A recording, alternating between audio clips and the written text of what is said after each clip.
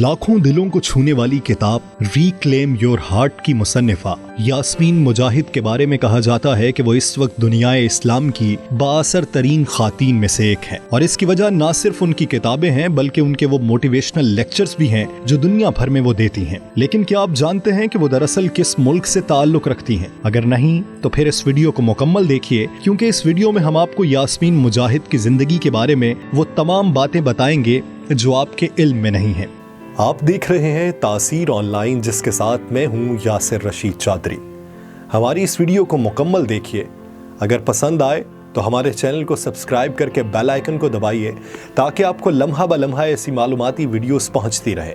بصورت دیگر ہمیں اپنی رائے سے آگاہ کیجیے۔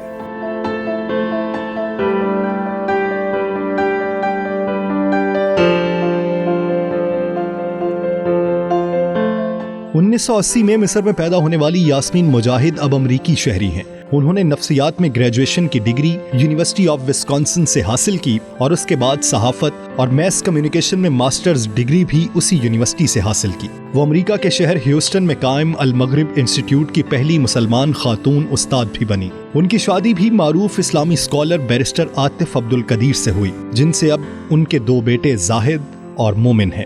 Allah and His Messenger gave us a prescription, but we just don't follow it, of how to do something amazing, and that is to be resilient. Actually, the human being has an amazing ability of resilience.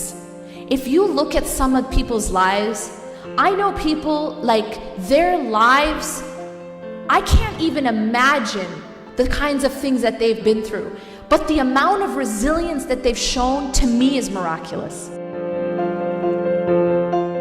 2012 میں ان کی پہلی کتاب reclaim your heart منظر عام پر آئی اور دیکھتے ہی دیکھتے پوری دنیا میں مشہور ہو گئی۔ اس کتاب میں انہوں نے جذباتی تعلقات، محبت، مشکلات، اللہ سے تعلق، خواتین کے مقام اور مسلم امہ جیسے موضوعات پر بات کی ہے۔ اس کتاب کے آخری حصے میں ان کی شاعری بھی شامل ہے۔ یہ ایک ایسی بہترین کتاب ہے جسے پڑھ کر ہر مسلمان کا ایمان تازہ ہو جاتا ہے، کیونکہ یہ کتاب آپ کو خود احتسابی پر مائل کرتی ہے۔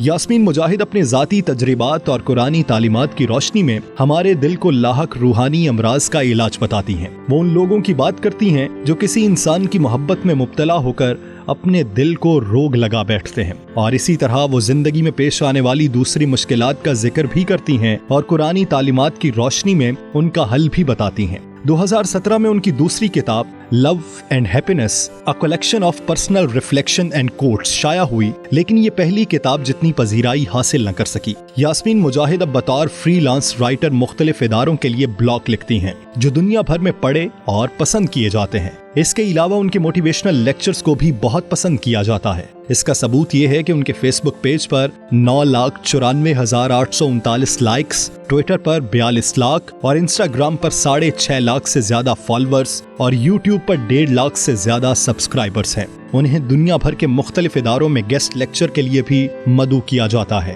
بلا شبہ انہیں اس وقت اسلامی دنیا کی خواتین کے لیے ایک رول ماڈل قرار دیا جا سکتا ہے۔